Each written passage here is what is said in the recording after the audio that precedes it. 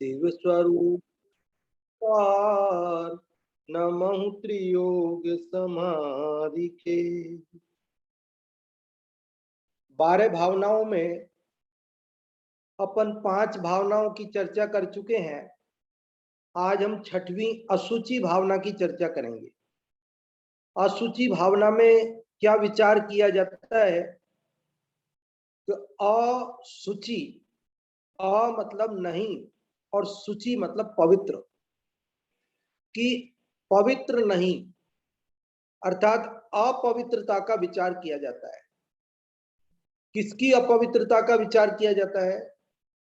कि यह शरीर अपवित्र है, यह विचार किया जाता है। और साथ ही शरीर तो अपवित्र है किंतु मेरा आत्मा परम पवित्र है, ऐसा निरंतर विचार करने का नाम है अशुचि भावना। भावना तो आप जानते ही है, बारंबार किसी बात का विचार करना, बारंबार किसी बात का चिंतन करना, उसी को कहते हैं भावना या अनुप्रेक्षा। 12 भावनाओं को द्वादश अनुप्रेक्षा भी कहते हैं। तो इसमें भावना, अशुचि भावना की चर्चा आज अपन कर रहे हैं। अशुचि भावना के लिए भूधर दास जी ने इस 12 भावना में क्या लिखा है देखते हैं, पंक्तियां पढ़ते हैं। आपकी स्क्रीन पर भी ये 12 भावना की पंक्तियां आ रही हैं और 6वीं भावना है ये। दिपे चाम चादर मढ़ी हाड़ पिंजरा देह, भीतर यासम जगत में और नहीं घिन गे। क्या बता रहे हैं कि दिपे चाम चादर मढ़ी, ये देह की कैसी स्थिति है, शरीर कैसा है? तो कह रहे दिपे, दिपे मतलब चमकता है, चाम चादर मढ़ी, चाम अर्थात चमड़ी रूपी चादर से मढ़ा हुआ, ढका हुआ, चमड़ी रूपी चादर से ढका हुआ यह शरीर दिखता है, सुशोभित होता है, अच्छा लगता है। लेकिन यदि इसकी अंदर की दशा देखी जाए तो कहते हाड़ पिंजरा, हड्डियों का एक ढांचा है। हाड़ पिंजरा, हाड़ मतलब हड्डियां, उनका पिंजरा एक ढांचा है।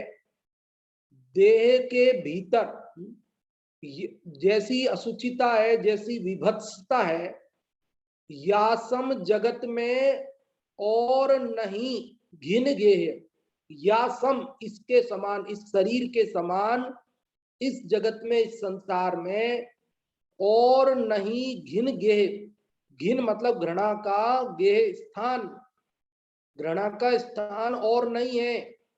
मतलब इस शरीर के अंदर की जो अपवित्रता, मलिनता, विभत्सता है, जिसको देखकर घृणा हो जाती है, जिसको देखकर आदमी देखना नहीं चाहता, अपनी आंखें बंद कर लेता है, जिसे देखकर अपनी नाक बंद कर लेता है, उधर से मुंह फेर लेता है, ऐसी दशा है शरीर की। लेकिन यह ऊपर से चमड़ी से ढकी हुई है, इसलिए वो अंदर की गंदगी हमें नजर नहीं आती, विभत्सता दिखती नहीं है, और हम ये सोचते हैं कि ये शरीर बहुत गोरा भूरा प्यारा है और हम इससे मोह करने लगते हैं।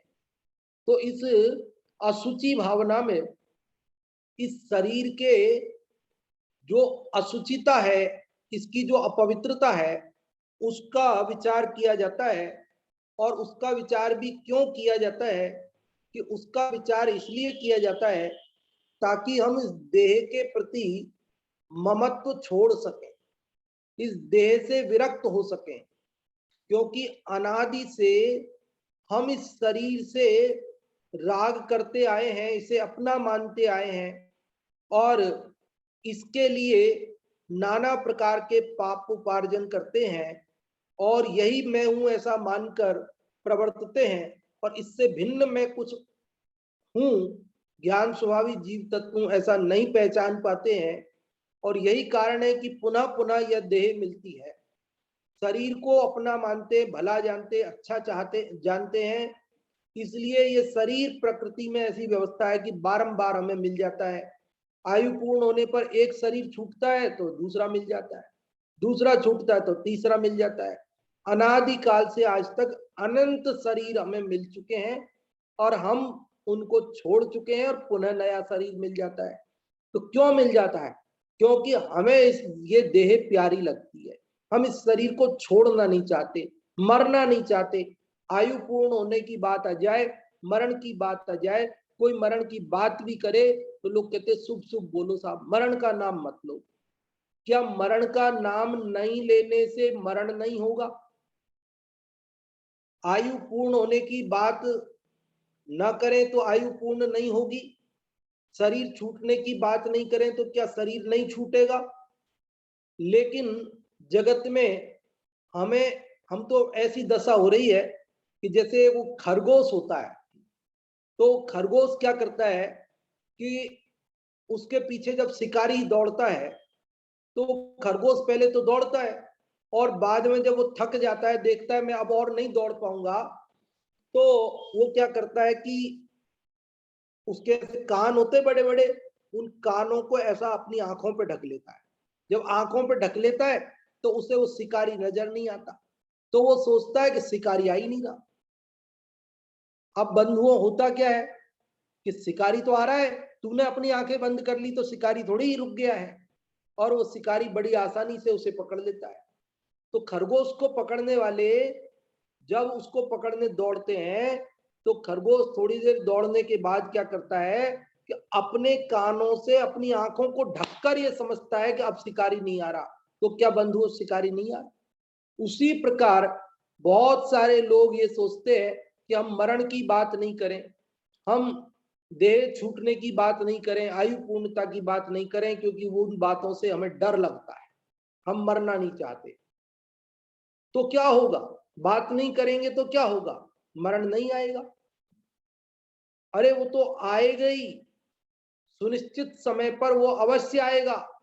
राजा राणा छत्रपति पढ़ चुके ना, राजा राणा छत्रपति हाथिन के असवार, मरना सबको एक दिन अपनी अपनी बार।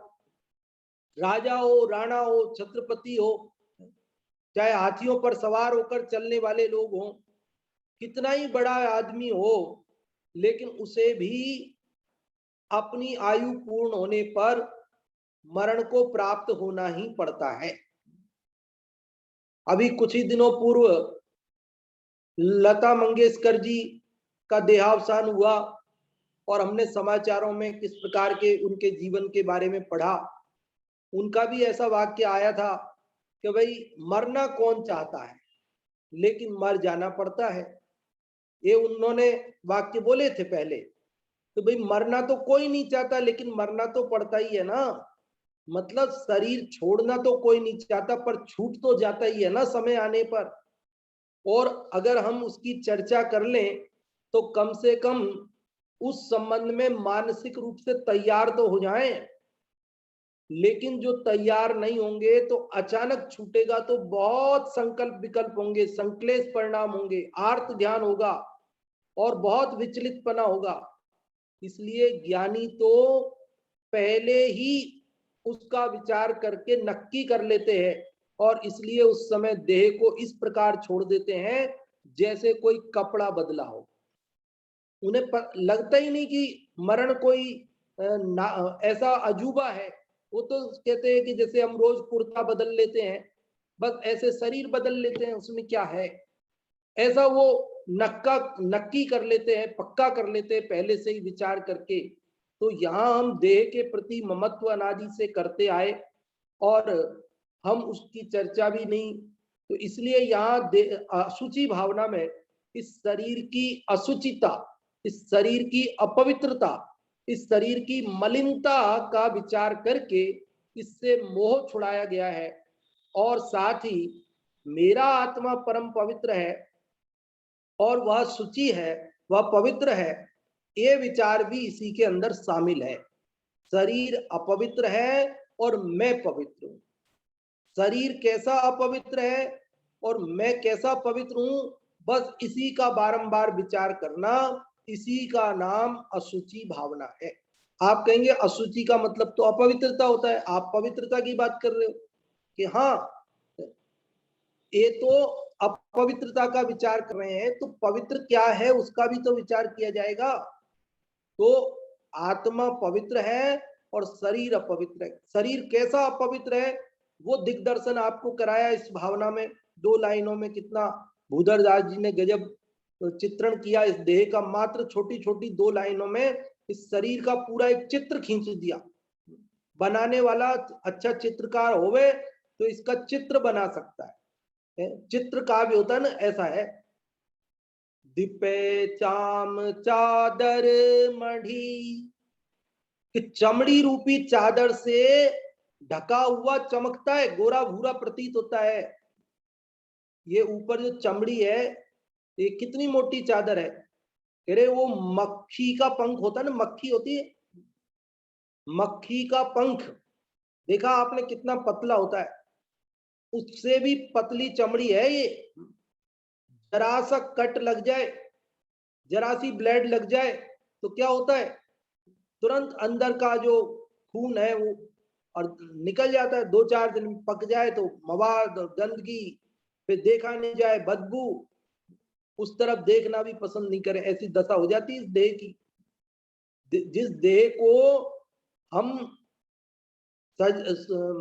अपना मानते हैं, जिससे राग करते हैं, फिर उसकी ओर देखना तक पसंद नहीं करे, ऐसी दशा हो जाती देह की। इसलिए कहा दिपे चाम चादर मढ़ी, हाड़ पिंजरा दे। हड्डियों का पिंजरा, क्या बोलते हैं उसमें, कंकाल, स्केलेटन बोलते हैं, क्या बोलते हैं आजकल साइंस में, विज्ञान में पढ़ाया जाता है ना बच्चों को, उसमें चित्र बना रहता है किताब में। और कहीं आप साइंस म्यूजियम वगैरह देखने गए होंगे तो वहां पर भी आपको एक मानव कंकाल, वो उसके पोस्टर वगैरह भी बाजार में मिलते हैं, आपने देखा तो जरूर होगा, सभी स्कूलों में दिखाया जाता है जब अपन पढ़ते हैं। तो मानव कंकाल, अब वो यहाँ उदयपुर में भी हमारे यहाँ जो सहेलियों की बाड़ी है उसके अंदर साइंस म्यूजियम, वो साइंस म्यूजियम के अंदर पूरा मानव कंकाल है। तो कई लोग तो उसकी तरफ देखते ही नहीं, अरे डर लगता है। अरे भैया, जिससे तुम राग कर रहे हो ना शरीर से, जिसको हम अपना मान रहे हैं, तो देखो, ये देखने की चीज है भाई, तभी तो इससे विरक्ति होगी। मैं तो कहता हूँ मानव कंकाल का एक चित्र अपने घर में लगा के रखना चाहिए सबको, अपने बेडरूम में और अपने ड्राइंग रूम में भी मानव कंकाल का चित्र लगा लेना चाहिए, अपनी ड्रेसिंग टेबल के वहां भी लगा देना चाहिए, ताकि ये लगे कि एक शरीर कैसा है जिसको सजाने संवारने के लिए हम नाना प्रकार के जो सौंदर्य प्रसाधन जानवरों की हिंसा से तैयार होते हैं, मछली के तेल से, उनके खून से और नाना प्रकार की जो अपवित्र वस्तुओं से तैयार होते हैं, तो हमें वे शरीर का स्वरूप सामने दिखे तो ऐसे हिंसक प्रसाधनों का उपयोग करने का भाव नहीं आए। हमको लगे कि अरे ये शरीर तो ऐसी दशा है इसकी, हम क्यों इसके लिए हिंसा करें, क्यों इसको बाहर से सुंदर दिखाने का प्रयत्न करें। ऐसा हमको अंदर से विरक्ति का परिणाम आएगा। उसके लिए जरूरी है कि हम इस देह का स्वरूप विचार करें। ये देह कैसा है, दिपे चाम चादर मढ़ी, हाड़ पिंजरा दे, भीतर यासम जगत में और नहीं घिनगे। पहली बात तो क्या कही कि ऊपर से ये चमड़ी से ढका होने से अच्छा लगता है, अच्छा लगता है, अच्छा है नहीं। दूसरी बात क्या कही कि अंदर हड्डियों के पिंजरे के समान, हड्डियों का एक ढांचा मात्र है। और तीसरी बात क्या कहते हैं कि भीतर यासम, अंदर जो इसकी गंदगी है, कहते जिसको देखकर घृणा होवे, ऐसा इस जगत में अन्य कुछ भी नहीं है। दुनिया में कोई गंदगी नहीं है। तो साहब सफाई अभियान तो चल रहा है, स्वच्छ भारत अभियान, इतनी गंदगी है, ढेर के ढेर पड़े हैं, सीवर लाइन में इतनी गंदगी बहती है, नालों में बहती है, किसी भी बड़े शहर के आसपास से उसके बाहर निकलते हैं तो गंदे नदी की जैसी बहती है और देखा नहीं जाता उस ओर, सब नाक बंद करके उधर से नजरें घुमा करके चले जाते हैं। क्यों? कि साहब गंदगी है। लेकिन मैं आपसे पूछता हूं कि ये गंदगी आई कहां से?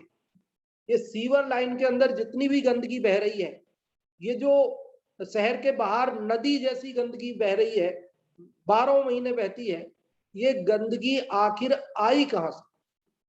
ये जो कूड़े के ढेर, गाड़ियां कचरा हमारे घरों से ले जाती है और ले जा करके उस कचरे को वहां कचरे के वहां डंप करते हैं, वो ढेर आए कहां से? तो ये सारी गंदगी आई है तो मानव शरीर के अंदर से आई है, मानव शरीर की वजह से हुई है। जितनी भी गंदगी है सीवर लाइन के अंदर बह रही है, ये कहां से आई? हमारे ही शरीर के अंदर से आई है ना। ये शरीर अंदर से इतना घिनावना है, इतना मैला है, इतना मलिन है कि जिसको ऊपर से यदि ये चमड़ी नहीं ढकी हो तो कोई देखे नहीं। आप कभी पिकनिक पे जाते हैं, वन जंगलों में कहीं इधर उधर जाते हैं पिकनिक? साहब अभी श्रावण का महीना है, अभी बारिश का मौसम है, कहीं जंगल में जाते हैं, जंगल के स्थानों में जाते हैं, वन भ्रमण पे जाते हैं, और वहां आपको अच्छा लगता है, साफ सुथरा लगता है। तो मैं आपसे पूछता हूं कि ये शहरों में तो इतने म्यूनिसिपैलिटी ने, नगर निगम वगैरह ने सफाई की व्यवस्थाएं की हुई है, करोड़ों अरबों खरबों रुपयों का बजट सफाई पर खर्च किया जा रहा है। जहां आप वन भ्रमण पे जाते हैं तो वहां कौन सफाई करता है? वहां पर कितने सफाई कर्मी लगे हुए हैं?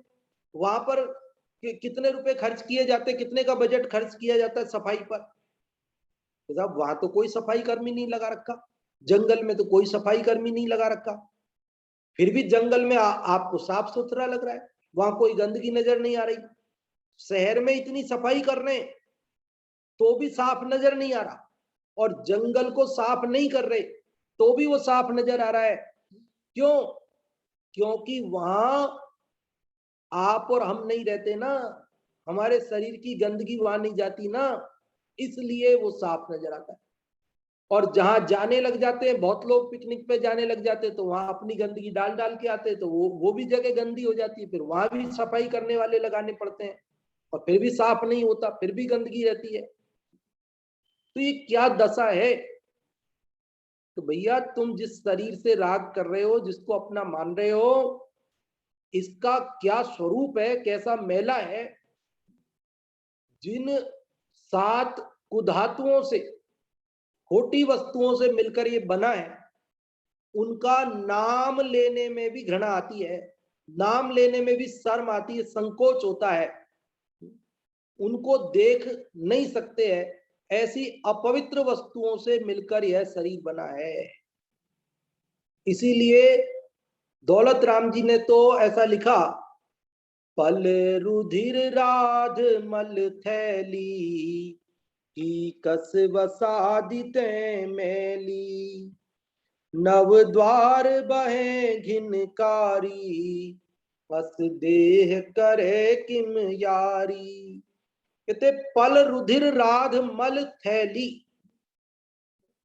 ये जो 7 कुधातुएं हैं ना, खोटी धातुएं, इनकी ये थैली है। जैसे कोई एक थैली हो, उस थैली के अंदर गंदगी भर दे हो, बस इसी प्रकार ये चमड़े की थैली है, और इस चमड़े की थैली के अंदर ये 7 कुधातुएं भरी पड़ी हैं। ऐसा यह शरीर है। पल रुधिर राध मल थैली की कस वसादित मैली। ये 7 खोटी वस्तुओं से मैली है। तो साहब अंदर भरी है और मैली है वो तो ठीक है, लोग कहते साहब ठीक है अंदर कुछ भी होगा, हमें क्या मतलब है, बाहर तो नहीं दिख रहा ना, बाहर दिखेगा तो घृणा आएगी, वो अलग बात है, लेकिन अंदर है ना, वो तो बाहर नहीं है ना, ढक रही है ना। तो आगे क्या लिखते दौलत राम जी, नव द्वार बहे घिनकारी। अरे भैया अंदर ही है, ऐसी बात नहीं है। अंदर की गंदगी निरंतर बाहर आ रही है। 9 छिद्र हैं इस शरीर में, 9 छिद्र, वैसे तो असंख्यात छिद्र हैं। रोम है ना, ये सब रोम छिद्र है दुनिया भर के शरीर में। पसीना आता नहीं, पसीना, वो पसीना कहां से आता है? हर जगह से आता है ना। हमारे पूरी स्किन में बारीक रोम छिद्र हैं, हर छिद्र से वो पसीना बाहर आता है। तो वो पसीना, उसकी बदबू, हम कपड़े पे, अभी तो सर्दी में हमको ये पसीने का इतना एहसास नहीं हो रहा, थोड़े दिन बाद गर्मी आ जाएगी फिर देखना कितनी वो पसीने की बदबू से हम परेशान हो जाते हैं। कपड़े तुरंत तुरंत बदलने लगते हैं, नहाने लगते हैं, फिर भी वो बदबू जाती नहीं, फिर पसीना आ जाता है। तो ये तो इतने सारे तो छिद्र हैं ही, लेकिन 9 छिद्र बड़े हैं जिनसे अंदर की जो गंदगी है वो निरंतर बाहर की ओर बहती रहती है। नव द्वार बहे घिनकारी, 9 दरवाजों से अंदर की गंदगी बाहर निकलती रहती है, जिसको देखकर घृणा उत्पन्न होती है। अस देह करे किम यारी, ऐसी देह है, ऐसा शरीर है, तू इससे क्यों यारी करता है? यारी मतलब दोस्ती। तू इस शरीर से दोस्ती क्यों करता है भैया? ये शरीर का स्वरूप तुझे मालूम नहीं है क्या? ये शरीर कैसा है? ऐसे गंदे शरीर से दोस्ती क्यों करता है? इस असुचि भावना में, इस शरीर की असुचिता, मलिनता का विचार आखिर क्यों किया जा रहा है? अरे जैसा होगा होगा ना शरीर, हमें उसका विचार क्यों करना?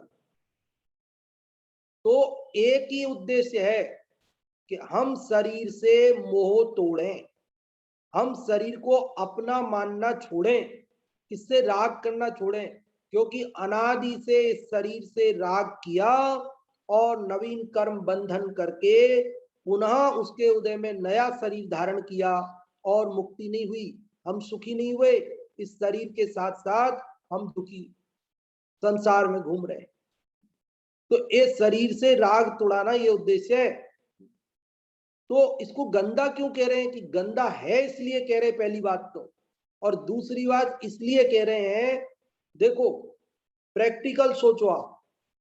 मान लीजिए अपन किसी के घर गए, अपन अपने किसी रिश्तेदार के घर गए, किसी मित्र के घर गए, अब अपने साथ में अपना 2 साल का 4 साल का बालक भी है।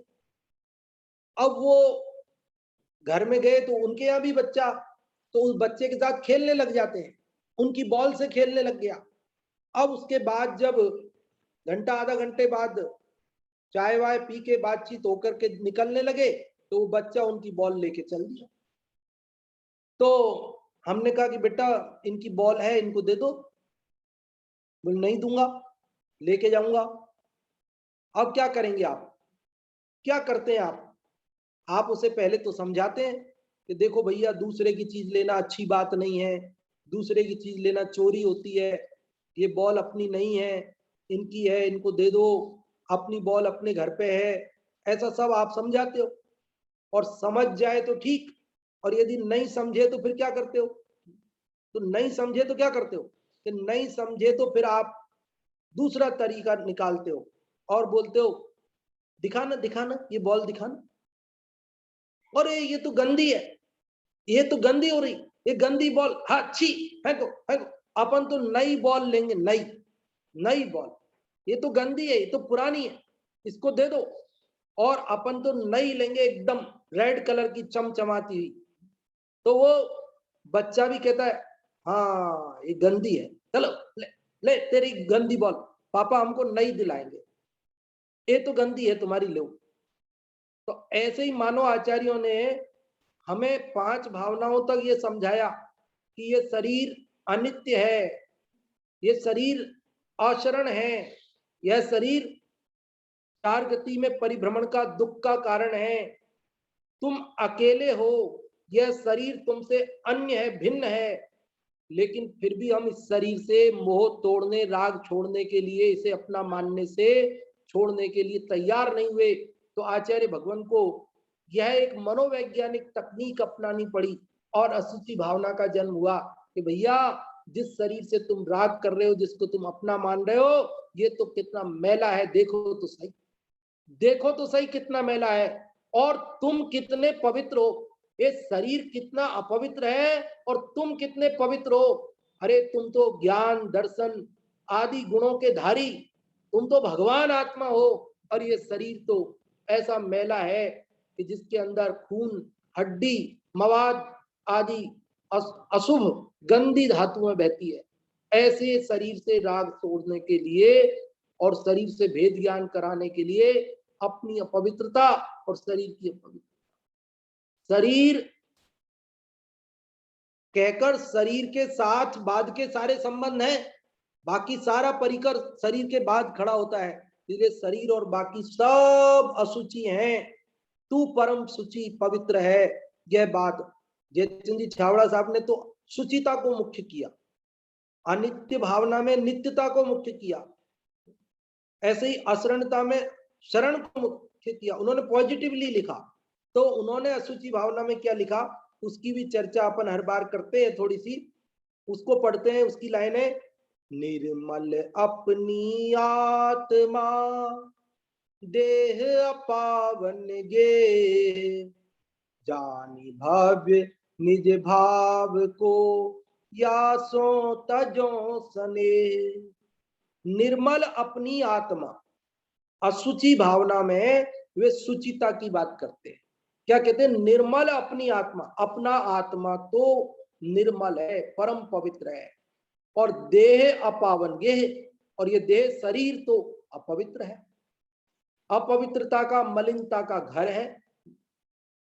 इसलिए कह रहे, जानी भव्य निज भाव को, हे भव्य जीव, तुम अपने स्वभाव को, अपने आत्म स्वभाव को जान करके यासों तजो स्नेह, इस शरीर से राग तोड़ो, इस शरीर को अपना मानना छोड़ो। क्या कहा भैया, तुम पवित्र हो, शरीर अपवित्र है, और ये तुम्हारी अपनी पवित्रता को पहचान करके और इस अपवित्र शरीर से को अपना मानना छोड़ दो। ये इस अशुचि भावना के अंदर बात बताई जा रही है। 12 भावनाओं में 6 भावनाएं वैराग्य परक हैं, तो ये 6वीं भावना, यहां तक वैराग्य परक बात है, और इसके बाद जो 6 भावनाएं वो तत्व परक है। तो अगली जो 7वीं भावना आएगी आश्रव, तो वहां से आश्रव, संवर, निर्जरा, लोक, बोधि दुर्लभ और धर्म, उनकी चर्चा आगे चलेगी। और इस 6वीं भावना तक वैराग्य बढ़ाने के लिए शरीर की अपवित्रता का दिग्दर्शन किया। वैसे तो तत्व की इसमें भी कोई कमी नहीं है, यहां पर भी तत्व की कोई कमी नहीं है।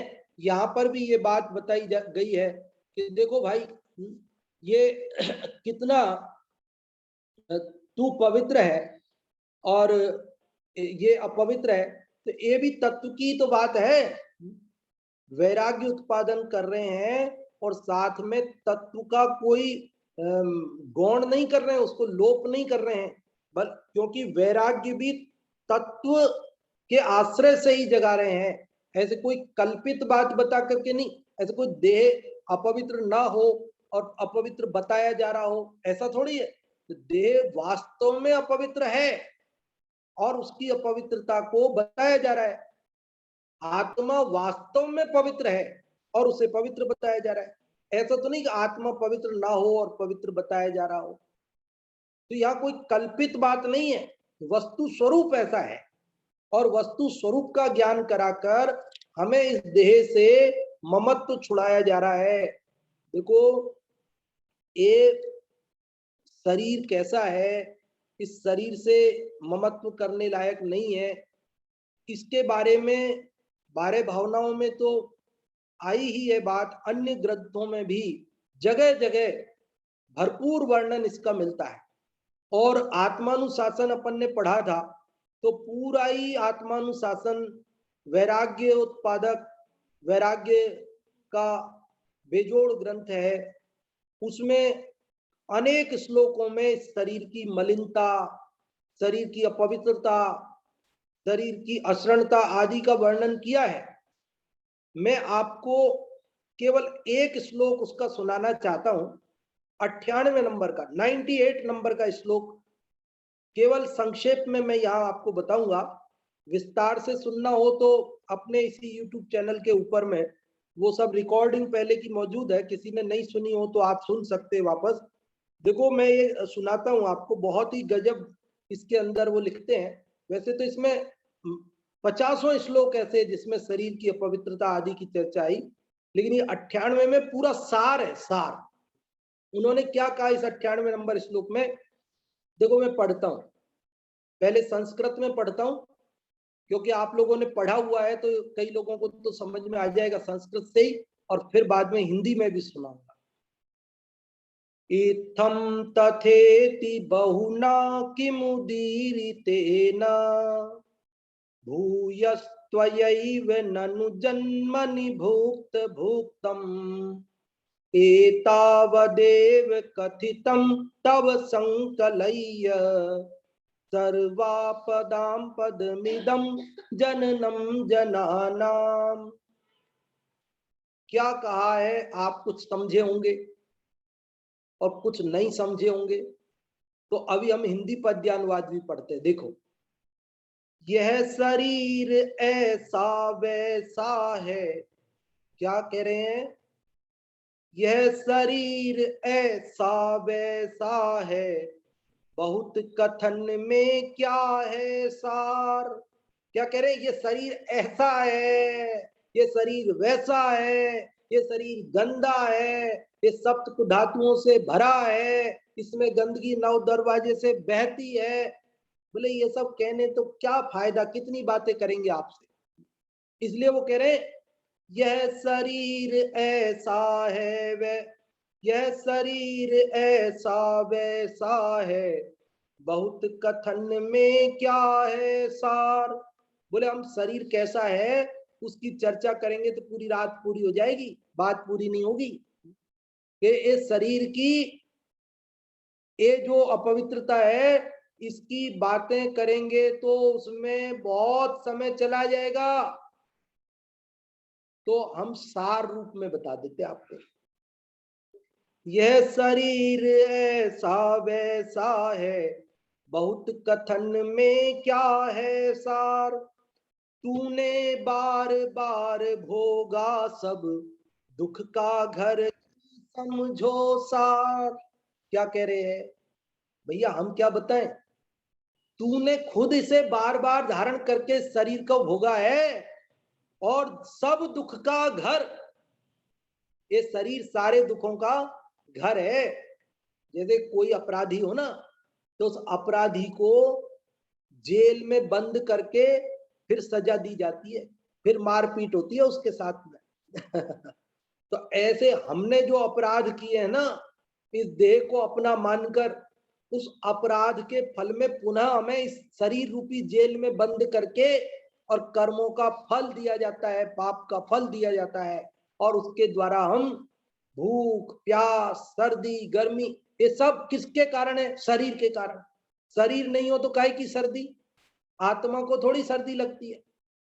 ये जो भूख प्यास, 5,68,99,584 जो रोग हैं, इनका दुख जो मुझे भोगना पड़ता है किसकी वजह से, शरीर की वजह से। ये जो अपवित्रता और मलिनता जो मुझे देखनी पड़ती है, जो घृणावन स्थिति है, वो किसकी वजह से, शरीर की वजह से। इसलिए उन्होंने कहा, क्या कहा, यह शरीर ऐसा वैसा है, बहुत कथन में क्या है सार। तूने बार बार भोगा सब दुख का घर, यह समझो सार। बोले हम कह रहे हैं ऐसी बात नहीं है, तूने खुद महसूस किया है। ऐसे थोड़ी कि शरीर हमने पहले धारण नहीं किया कभी, हमने अनेक बार इस शरीर को धारण किया, अभी भी धारण किए हैं ना। तो इस शरीर के साथ में कितनी हमारे को तकलीफें लगी हुई है, ये तो हम जानते हैं। घुटना दुख रहा है, पीठ दुख रही है, आंखों में दर्द हो रहा है, सिर दुख रहा है, कितनी तकलीफें हैं, तो ये सब किसकी वजह से है?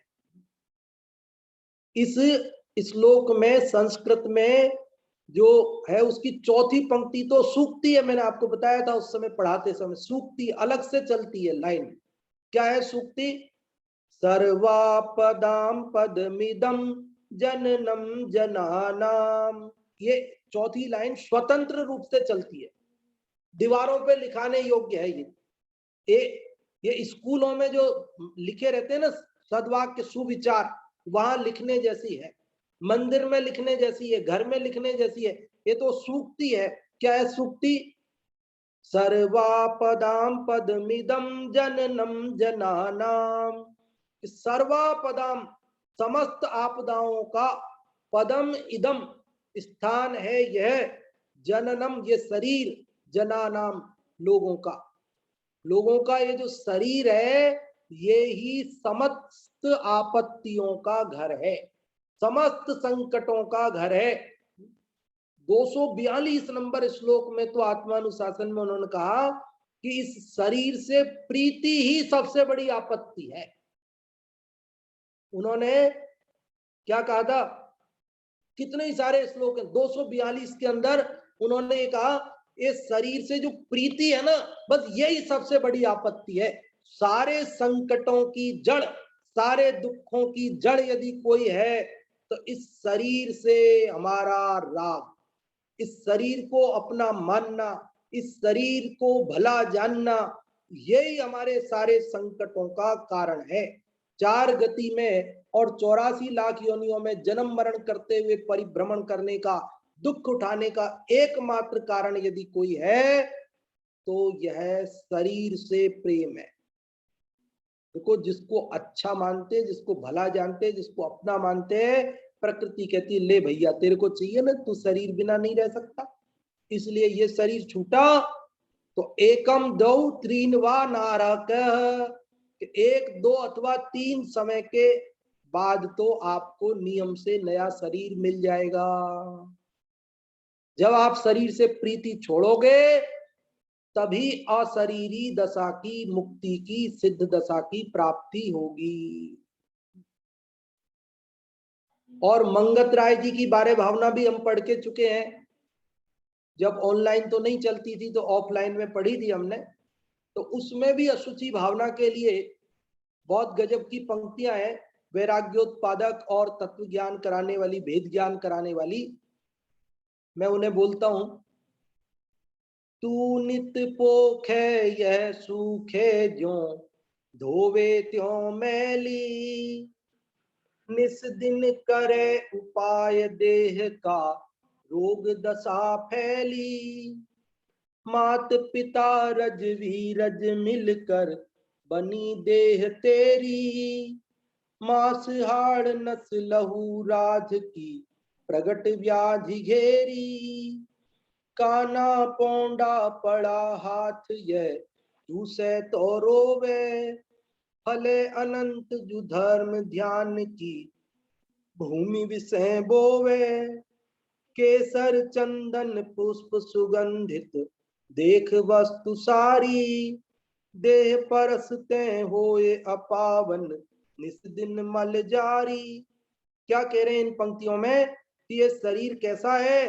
तू पोख है यह सुख है, कि तू तो इसे पुष्ट करता है, तो भैया इसको अच्छा खिलाओ, अच्छा पिलाओ, नहलाओ धुलाओ, लेकिन ये सूखता जाता है।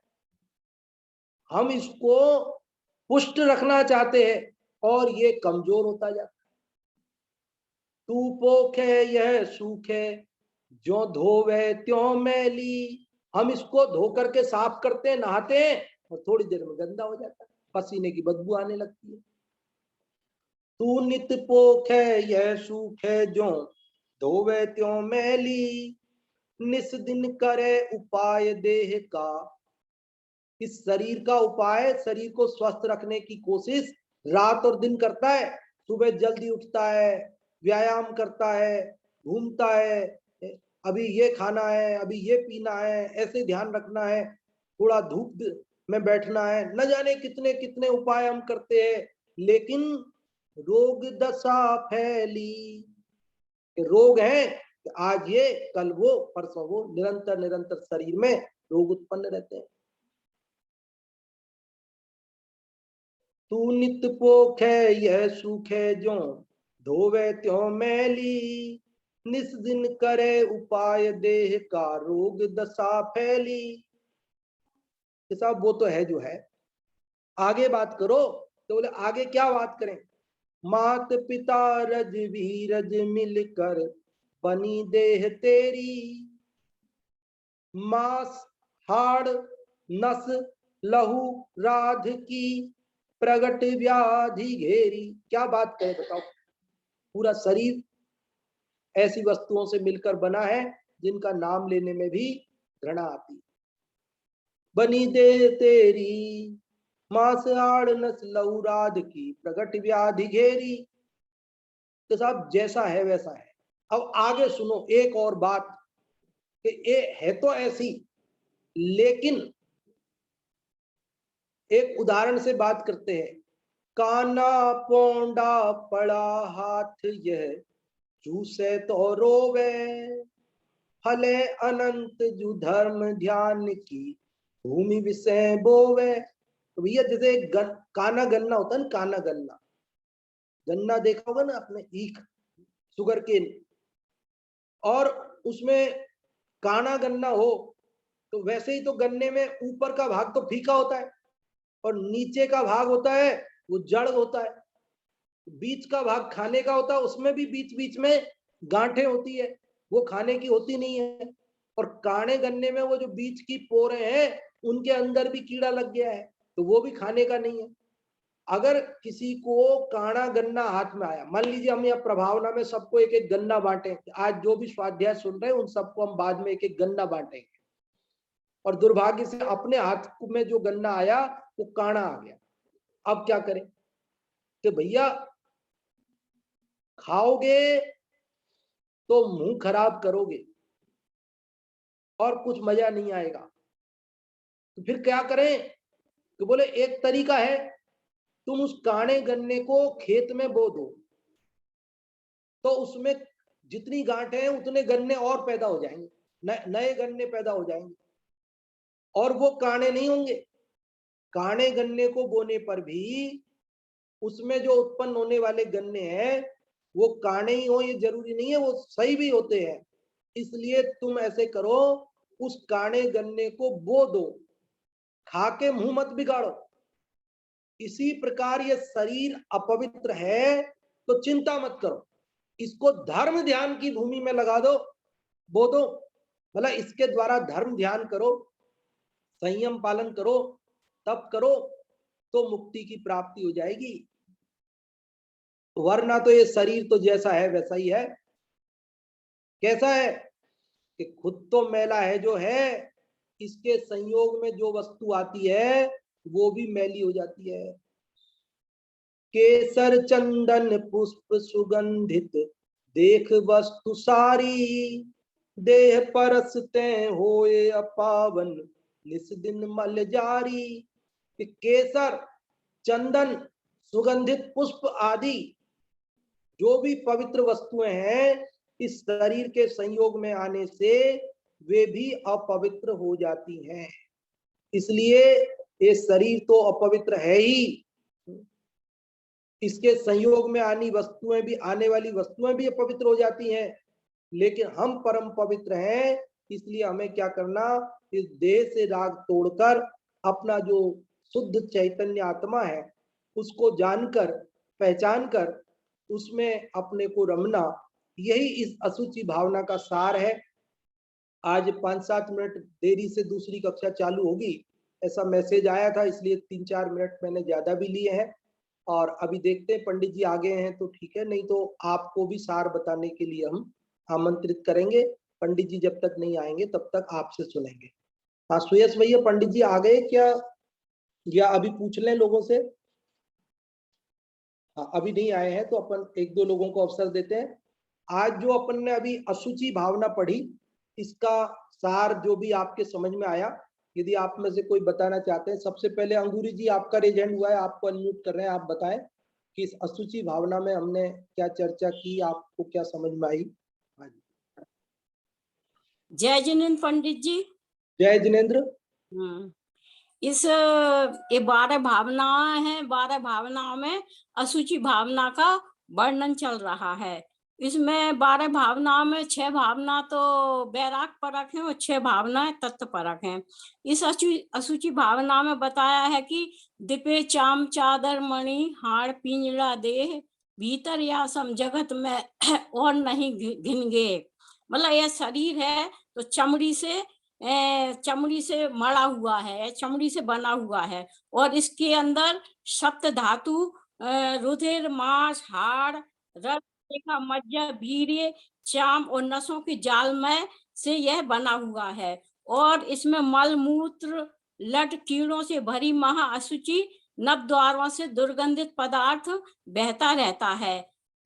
यह जल से धोने इतना अशुच है कि इसको जल से धोने पर भी यह पवित्र नहीं होता है।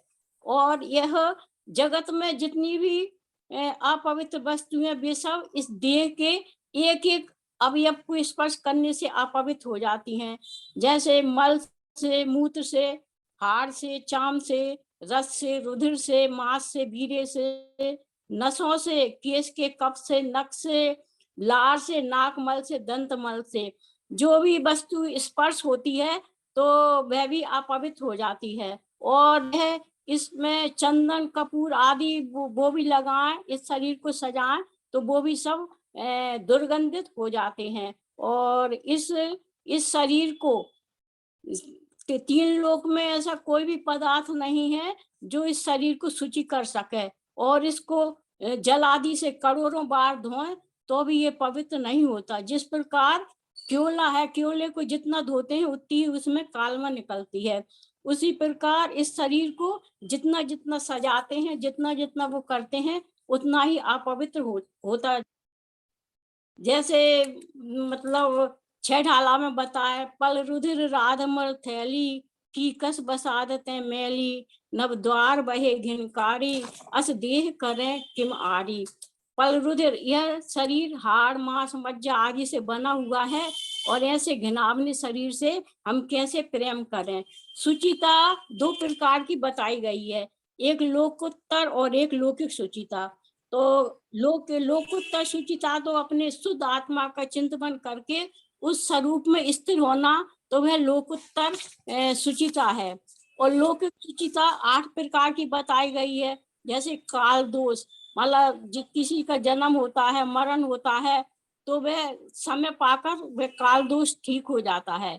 और कोई चीज अग्नि से शुद्ध होती है और कोई चीज पवन से शुद्ध हो जाती है, कोई चीज भस्म राख से मारने से शुद्ध होती है और कोई चीज मिट्टी से और जल से शुद्ध होती है, कोई गोबर आदि लीपने से शुद्ध होती है। लेकिन यह शरीर इतना अपवित्र है कि इसको से धोएं तो इसके संसर्ग में जो भी आता है वह सब अपवित्र हो जाता है। तो इस अपवित्र शरीर का विचार करके हमें मतलब जो हमारी आत्मा हमेशा पवित्र है, रहेगी और है पवित्र है हमेशा से, तो उस आत्मा के स्वरूप का विचार करके और इस असुचि भावना मतलब जो वैराग परक है उन भावनाओं का चिंतन करके हमारे आत्म स्वरूप का विचार करना चाहिए और मोक्ष मार्ग की ओर वैराग धारण करके मोक्ष मार्ग की ओर बढ़ना चाहिए। हाँ जी, बहुत अच्छा आपने असुचि भावना के बारे में बताया।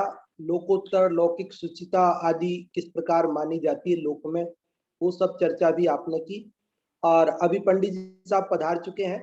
नाटक समय सार जी की सुंदर कक्षा आपकी चलती है तो हम उनका लाभ लेंगे। पंडित जी साहब को अपन आमंत्रित करते हैं, कोटा से जय कुमार जी साहब अपनी कक्षा नाटक समय सार जी की प्रारंभ करावें।